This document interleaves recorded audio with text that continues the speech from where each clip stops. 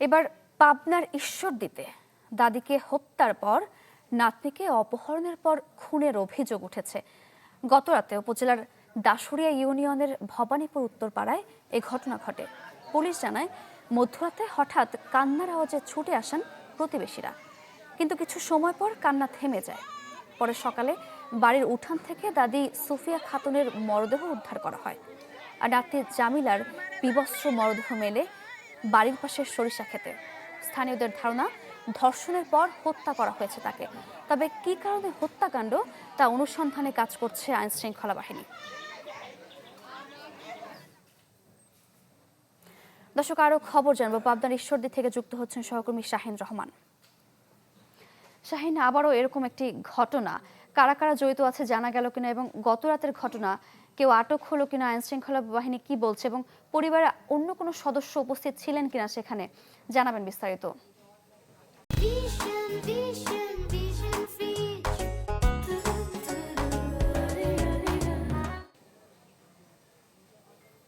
সারিকা, আমরা এই মুহূর্তে রয়েছি পাবনার ঈশ্বরদী উপজেলার ভবানীপুর উত্তরপাড়া গ্রামে, যে জায়গাটিতে বা যে গ্রামে ঘটনা।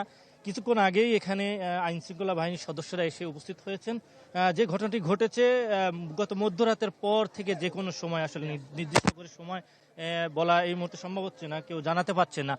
তবে বাড়ির উঠানে দাদিকে হত্যার পরে তার নাতনি ছিলেন যিনি, সেই নাতনিকেও তারা এই বাড়ি থেকে তুলে নিয়ে যায় এবং পরবর্তীতে তাকেও হত্যা করে, এবং বাড়ির অদূরেই একটি সরিষা খেতে তার বিবস্ত্র মরদেহ উদ্ধার করা হয়। পুলিশ এবং স্থানীয় যারা রয়েছেন এলাকাবাসী, তারা ধারণা করছেন যে গণধর্ষণের পরেই নাতনিকে হত্যা করা হয়েছে, এমনটি তারা প্রাথমিকভাবে মনে করছেন। আরেকটি বিষয়, যে পুলিশের সঙ্গে আমরা কথা বলেছি, আইন শৃঙ্খলা বাহিনী তারা বলছেন যে তারা কিছুক্ষণ আগে এসেছেন এবং মরদেহ উদ্ধার করে তার আইনি যে প্রক্রিয়া রয়েছে, শ্রোতাল প্রতিবেদন তারা শেষ করে এখান থেকে মরদেহ উদ্ধার করবেন। এখন মতো তারাও এই বিষয়টি নিয়ে ওয়াকিবহাল নয়। আসলে কিভাবে ঘটনাটি ঘটলো, কারা এই ঘটনার সঙ্গে জড়িত, তারা এই বিষয়টি আসলে তদন্ত করছেন।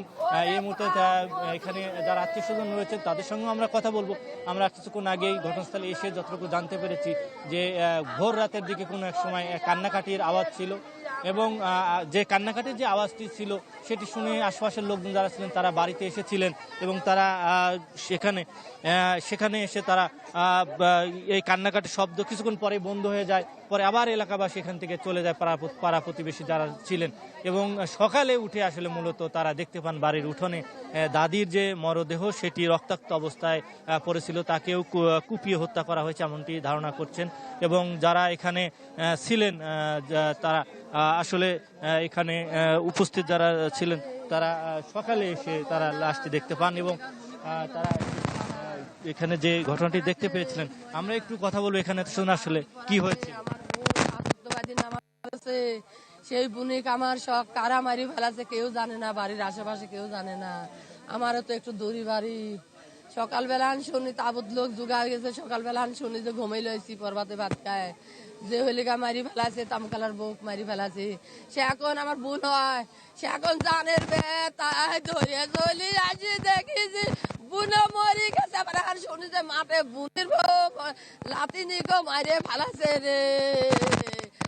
ছিলেন আসলে আহাজারি স্বজনদের যে কি একটি করুণ অবস্থা ওই পরিবারে বিরাজ করছে। আত্মীয় স্বজন যারা রয়েছেন তারা এসেছেন, এবং আশপাশের লোকজন এবং আইন শৃঙ্খলা বাহিনীর বিভিন্ন সদস্যরাও এসেছেন। তারা মরদেহ উদ্ধার করে লাশটি উদ্ধার করে তারা সুরথাল প্রতিবেদন করছেন। আসলে হত্যার যে কারণটি, কেন, কিভাবে, কারা করলো, এই বিষয়টি এখনো নিশ্চিত করে আসলে কেউ বলতে পারছেন না। আমরা আরেকটি বিষয় নিয়ে যারা আমরা কথা বলবো এরপরে আইন শৃঙ্খলা বাহিনীর সঙ্গে এবং স্বজনদের সঙ্গে আসলে জানার চেষ্টা করবো। আমরা ঘটনাস্থলে উপস্থিত আছি, আমরা শেষ পর্যন্ত জেনে জানানোর চেষ্টা করবো দর্শকদের পরবর্তী খবরে। এই ছিল এখানকার সর্বশেষ অবস্থা। শাহিন, ধন্যবাদ আপনাকে।